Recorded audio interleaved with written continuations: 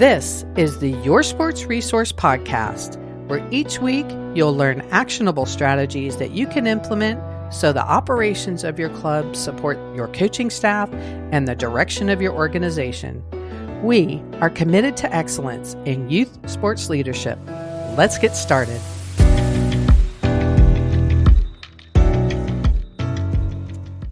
Hello and welcome to the Your Sports Resource Podcast. My name is Renata Porter, and today we have a very special guest. We have Reid Mayer on with us. Now, Reid is the co-founder and CEO of Athletes to Athletes, and he has a great relationship with sports, both personally and professionally. So I'm just going to read off this list here. So we have former Division I and junior college baseball player, Texas Tech and Weatherford, certified college counselor, earned a master's of ed in sports management at University of Texas, and an independent educational consulting certificate. So quite a range of background and support, and I think that's pretty awesome that you're all over in different areas. So tell us, Reid, tell us about Athletes to Athletes. Yeah, thank you so much for having me, Renata. So Athletes to Athletes is what we're shooting for, to be the best college counseling solution for high school student athletes that want to go compete in college, and helping them sort of approach this college selection journey, for lack of a better term, in a much more holistic fashion than just focusing on biggest school, biggest scholarship, sort of everything falls into this athletics bucket. And we're kind of trying to change the narrative and change the mindset around that. So when you say holistic, what do you mean by that? Yeah, so the four kind of key tenets that we talk about when we work with our kids are academics, athletics, personal, financial. So we think about the college experience as a table or a house or whatever it might be. And you've got to be able to build a solid foundation on all aspects of what that experience is going to be. I think a lot of athletes, myself included, when I went through the process, assume that athletics is kind of going to hold you up this whole time. They think of it as a spinning plate, and that's just really all you need is that one rod. And it's just not the reality of a college experience, even if you do have a successful athletic career. If you go to college and you're not in an environment that allows you to grow into the person you're going to be or become who you want to be because you're too focused on impressing somebody on the field or impressing a coach and keeping you in or whatever it might be, then you're doing yourself a disservice. If you're not taking a major that allows you to move into a career field that you're excited about, you're doing yourself a disservice. If you're, taking a 25% scholarship at a private school that costs $70,000 a year when you could maybe walk on at a public school that would allow you to do X, Y, and Z, who knows the scenario there, but you're doing yourself a disservice. So we want to try and take all of those things into consideration when making that college decision. That's great. I love it because I think that, like you were saying earlier, usually the focus is solely on their athletic career. And, there's not too many sports that go pro, or pro is very different than what you may think it is, right? It may be more in name, image, and likeness more than actually competing at a professional level in the sport itself.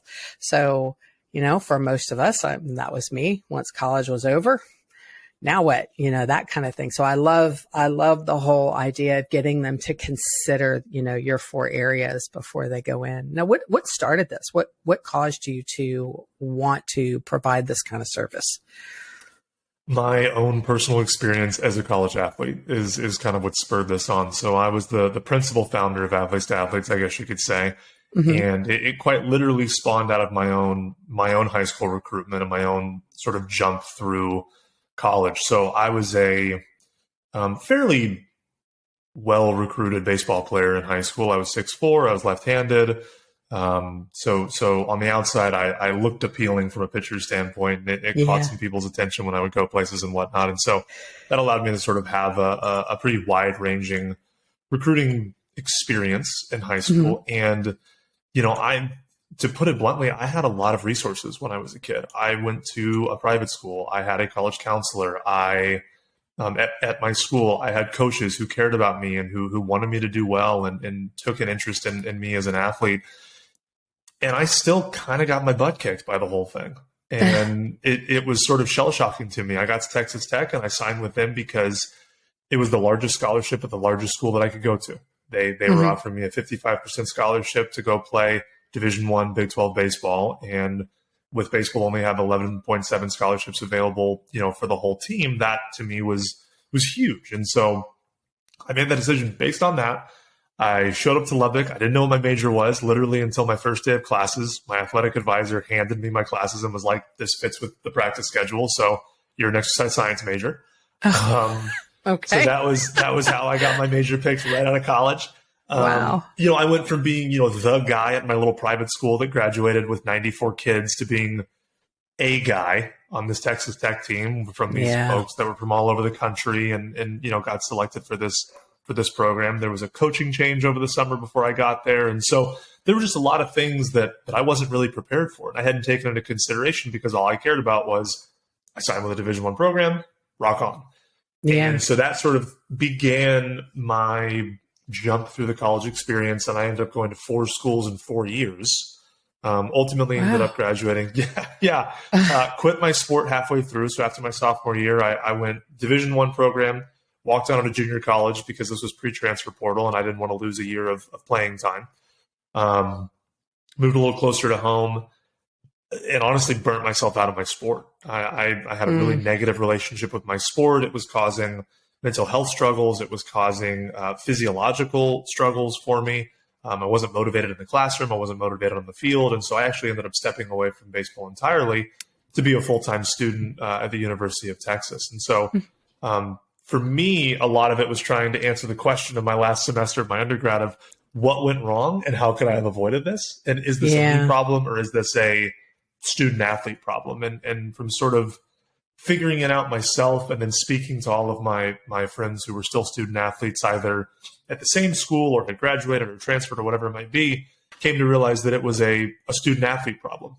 My experience was unique and other folks are as well, but sort of the same general principle of we're all kind of reacting to recruiting. We're all kind of just doing what our coach says and kind of going to the school that makes the most sense or gives you the most follows or likes on Twitter or whatever it might be, and not really considering everything else that goes into that decision-making process. Yeah, that's amazing because I did the same thing, right? I was just a narrow scope. I was like, okay, that sounds good, and didn't really think about it at all. You and I are kind of aligned in the way that I got really disheartened. I needed another surgery, and I just couldn't fathom adding another year to my swimming. I've been swimming for so long, and I did the same thing. I took a break. I went back into it, but I took a break, and but I gave no thought process to my college. It was who's paying for it. Yep, you sound good. That was about it. So, so what are some?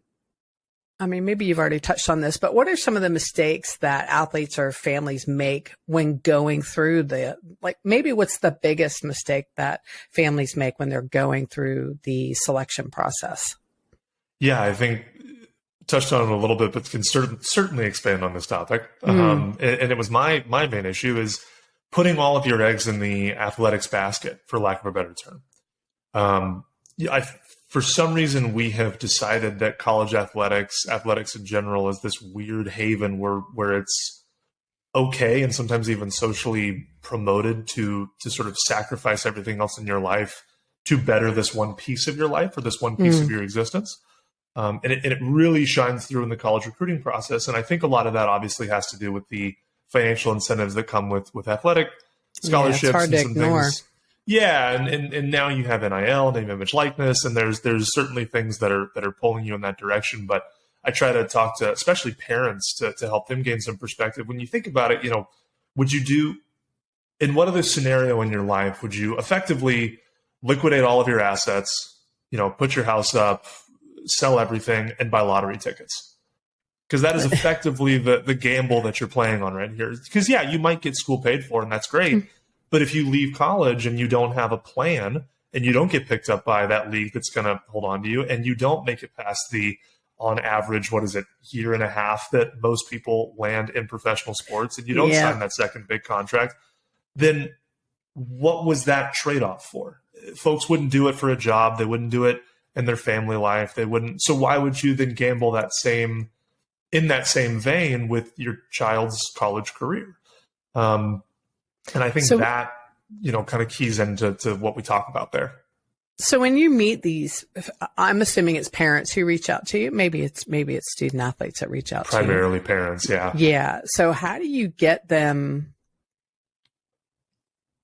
Well, maybe if they're reaching out to you, they're not hyper-focused on the sport, but like, how do you get them to broaden their thought process and not just be so hyper-focused on their kid going into sport, and they want them to have that opportunity for that professional life? Like you said, it's such a small percentage in window, but how do you get them to look at the broader picture and understand that the sport is just a piece of it? Mm-hmm. So yeah, like you said, when folks reach out to us, they're generally in a more receptive mindset, because they're looking for something other than just get your kid recruited. We send all these kids to Division I, and kind of the same mantra that you hear in all these different places.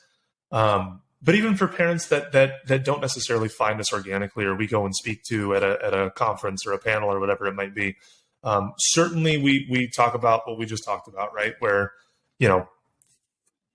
why make that trade? Why make that gamble? That's one. A second one, I think, is, we try to be as transparent as we possibly can in this process. And we speak to a lot of coaches, we speak to a lot of players, we speak to a lot of current and former college athletes. Another thing that we like to bring up too is, it doesn't matter who's on your team. At the end of the day, that coach is paid to win games, or paid to win meets, or they're not paid to develop you. They're not paid to make you a better person. They're paid on the results of their team, and their family's livelihood is dependent on that. Their ability to live comfortably in a city is dependent on that. And so if somebody comes in, whether they're ahead of you or behind you, and that player or that individual is, gives that coach a 1% to 2% better chance of maybe winning that game or winning that meet or whatever it might be, they don't owe you anything. So you cannot rely on that being your foundational pull to the school, to the program, to whatever it might be. Because at the end of the day, it's one of those things where, listen, it's not personal, it's business. And that is a reality in college athletics right now. When you think about the economy of college sports, regardless of whether it's football, swimming, whatever, that is an element now and a factor in how that decision-making process is done. And you can't ignore that. And so we definitely talk about that. But the biggest one that seems to key in with families is, think about how hard it is if your child wants to put their belt on with, the bangle or whatever on the right side, and you think he needs to put it on the left side. Something as simple as that.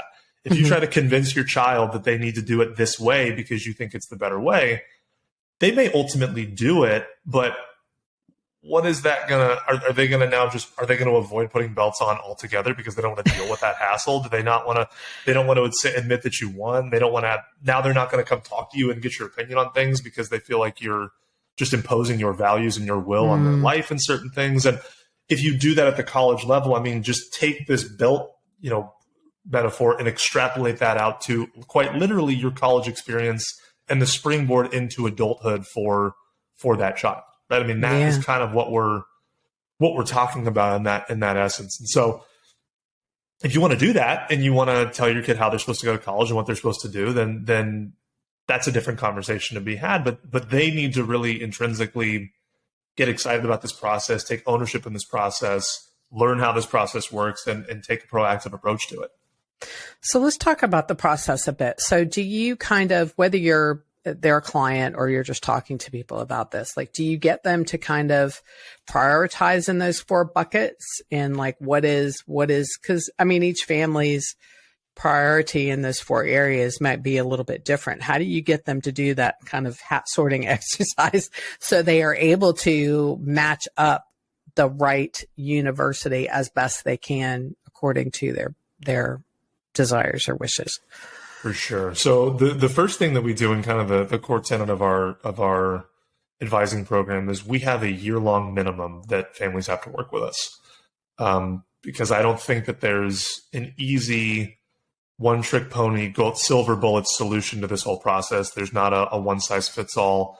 as much as some other places may want you to think that's the case. Mm-hmm. It really is a personalized approach. And so we need to take some time to understand what those family values are, what those student goals are, really get a realistic idea of where we stand academically, athletically, personally, and build a relationship with that family, but certainly that student athlete, and them feeling comfortable sharing with us what it is they really want out of this process, and kind of sussing those things out, and then helping be occasionally a mediator or a translator between parents and students in certain situations when needed. So I think certainly the timeline that we spend with families makes a huge difference, because we're able to build that relationship over time and not just hand them a couple of handouts and go, all right, do these quizzes and you got it handled, it's fixed, because it's just not that simple, unfortunately. Yeah.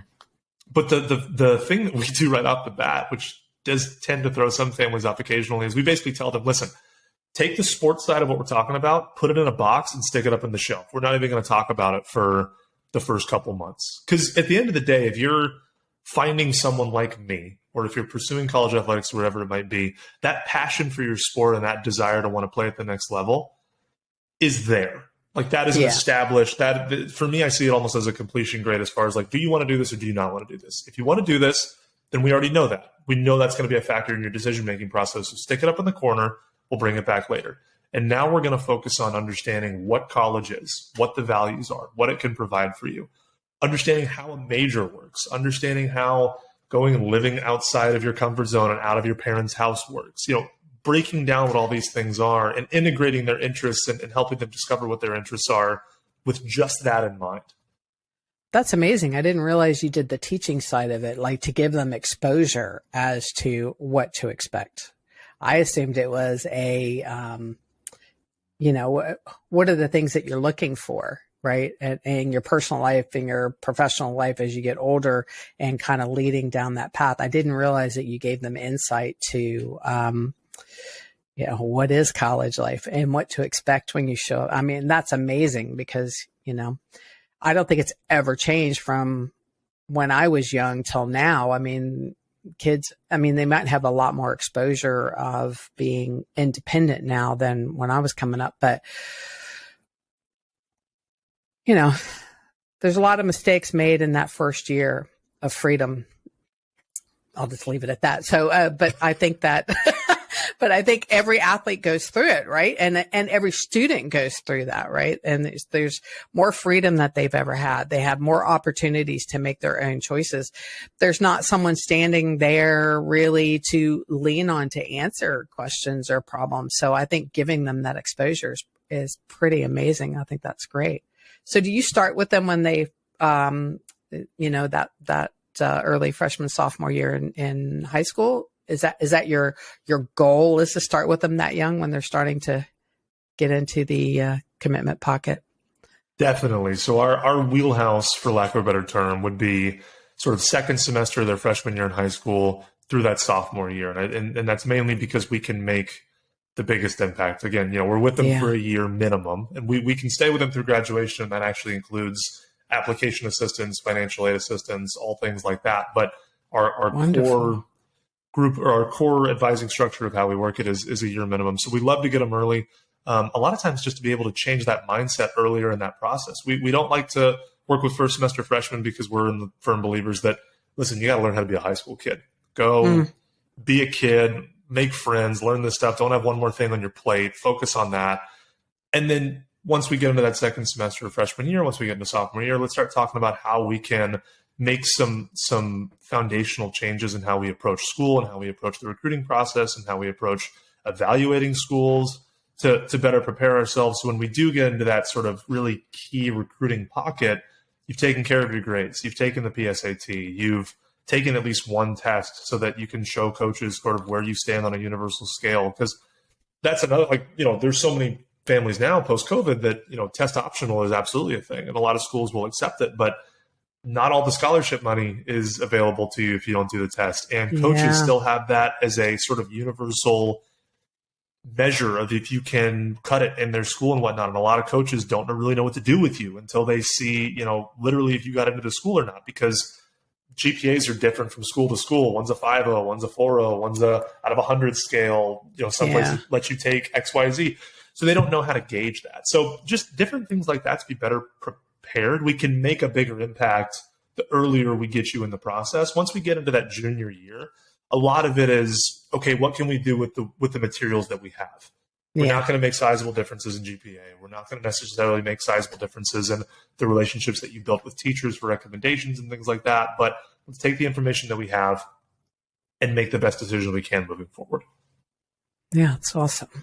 And I'm sure navigating those differences between universities too, when you're really like doing those choices, that can be a bit of a struggle, because it's not the same. Like you said, why is it so high here and it doesn't matter on this side? And yeah, so that's interesting. So what about each athlete's coach? Is there ways that they should be kind of preparing their senior athletes for these efforts? Like, I know the coaches are, obviously they're going to be focused on the sport itself, but are there things that the coaches can be doing to help support these kids as they're starting to progress towards university, in choosing a university? Yeah, I think the biggest thing that coaches can do, and I'm coming from a we could argue bias mindset, right? I've got my college counseling certification. I know how much goes into that piece of it. So I would not ask or expect a coach to dive into that part of the world and be able to do that. Just like I wouldn't be asked to go and stand on a football field and coach. I've seen that from a sideline. I've seen that as a fan. I mean, that is a world that is above my head, well above my head. Yeah. But I think something that coaches can do across the board, and it may not feel good in the moment, or it may get a little bit of pushback from parents early on and things like that, but be very transparent and honest with your students about where they stand and the things they need to do to improve. I think a lot of, especially at the club level, less so at high school because you're not paying for that. They're involved in that voluntarily.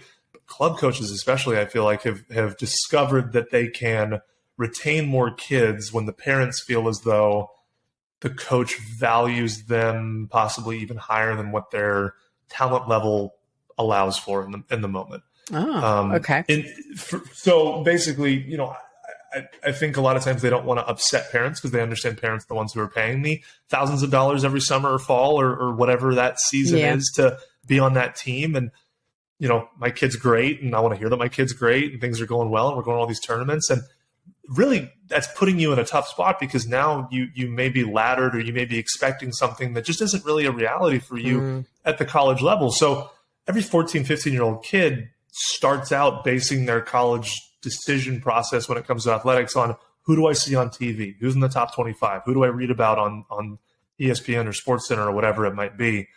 And so you're now working with the top 25 programs in the country, and that's where they think that they need to go. And parents love their kids and they want to support that, or they have their alumnus of certain places that they're big fans of. And that's kind of how your first college list gets made as an athlete, is this massively high bar at the Division I level for the most part. And coaches can feed into that for personal reasons or for monetary reasons or whatever it might be. And I think it's important, and coaches that sort of eventually rise to the top are comfortable telling kids, like, listen, this is where you're at right now. Based on the kids that I've worked with, you're a D2 guy, and that's where I ladder you. But here are the things that I'm seeing you can improve on, and these are the areas that if you were to turn this into a plus attribute of what you're doing or improve this aspect, that's where I see you being able to rise in the ranks. Now, we tell our kids, don't just bucket yourself based on where a coach tells you where to go, for both good and bad reasons. But if you have a realistic idea of where you are and what you can do to improve and actual things you can work on,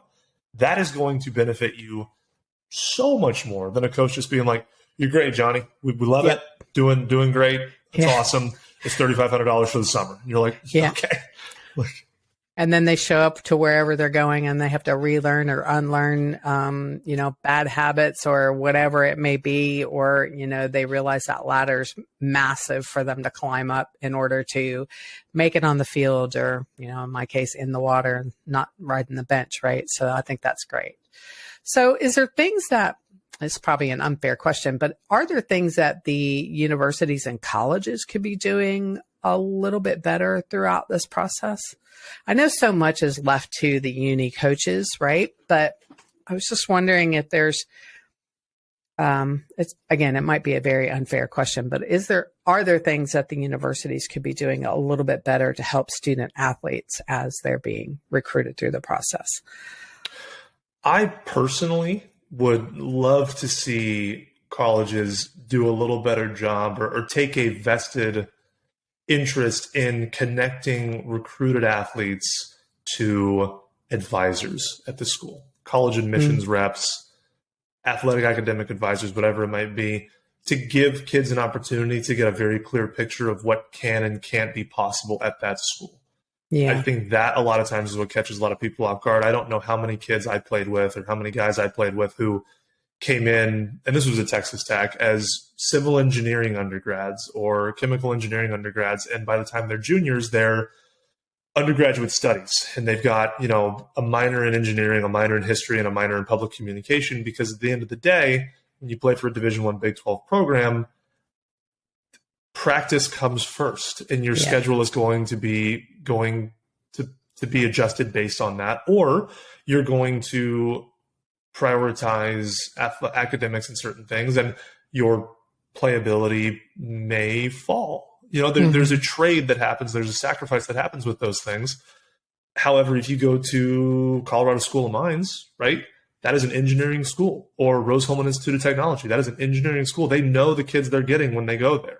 Yeah. So understanding the schools is really helpful, but I think helping kids just have transparency on what are my options when I come here as a student. What are realistic options? Because I'm a college counselor sort of by trade, and so I visit schools every year to try and better understand campuses, make relationships. I visit close to 20 to 50 schools a year to do that. I have a tough time as somebody who does this for a living getting schools to help me understand where the majority of their athletes are based on where I go to school. If I go visit a big Division I school, for some reason, those statistics don't exist. They can't help me understand where all the football players are for a major, where all the baseball players are for a major. But if I go to, for example, I went to Colorado School of Mines, and that's a little different because they're heavy on engineering, but they could tell me pretty easily in a spreadsheet where all those kids are and what degrees they're pursuing and what they're doing. So, have a little more transparency about where these kids are and what they can do, and help kids understand what their actual college opportunities are if they're going to go play for that team at that school. Yeah. The cynic in me believes that they're just focusing on the dollars though, right? And that's unfortunate. They don't really care about where the kids land.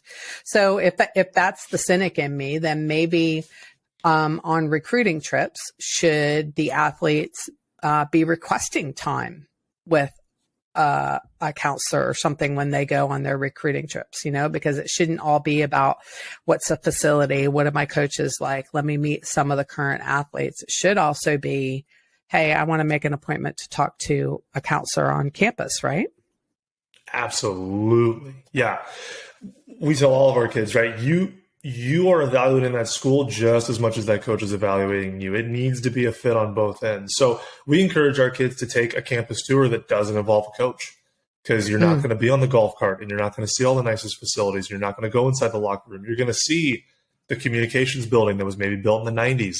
And you're going to see an admissions rep who talks about things other than sports. You're going to see the school from a different angle. You're going to be in a group of potential students, of kids that are not on a baseball team or not on a football team or a swimming team or whatever it might be, that are interested in this school and culturally fit with what they're trying to push and promote at that certain university.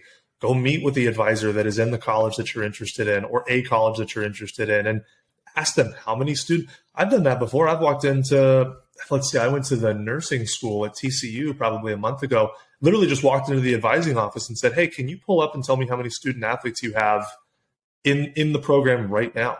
And they've got it. Absolutely, they can tell you that.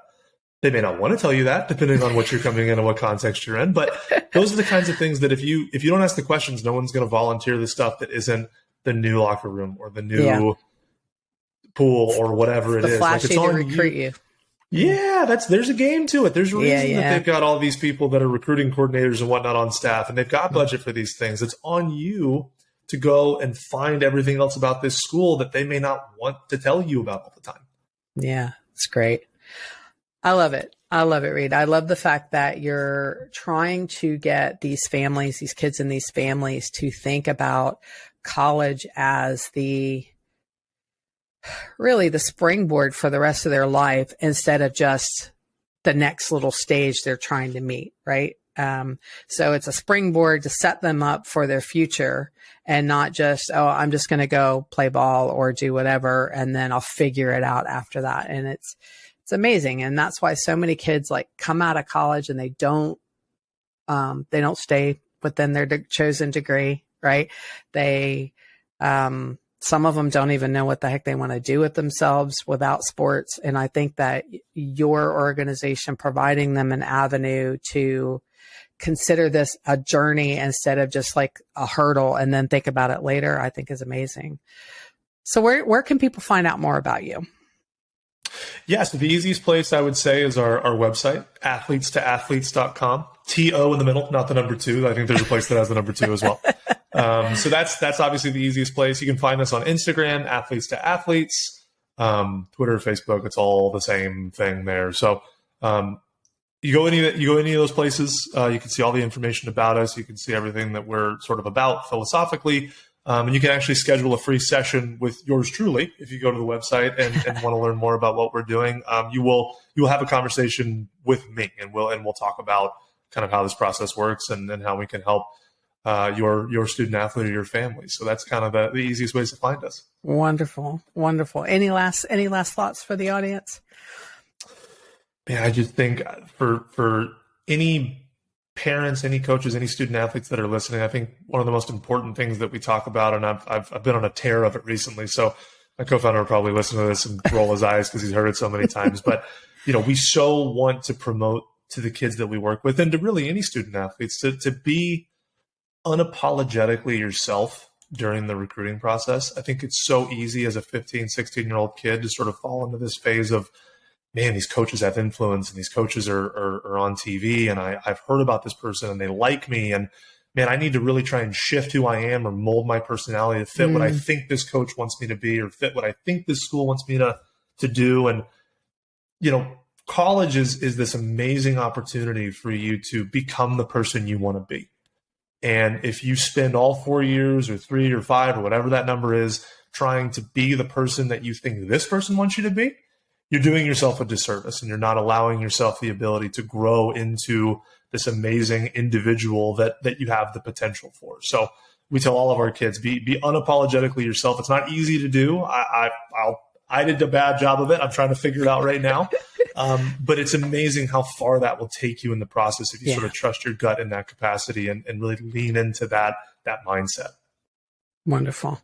Well, thank you for coming on. I love how you serve. I love people who can serve other people to be better in their life and set up their future. So absolutely wonderful. So thank you very much, Reid. I appreciate it. Yeah, thank you for having me. This was an absolute blast. Wonderful.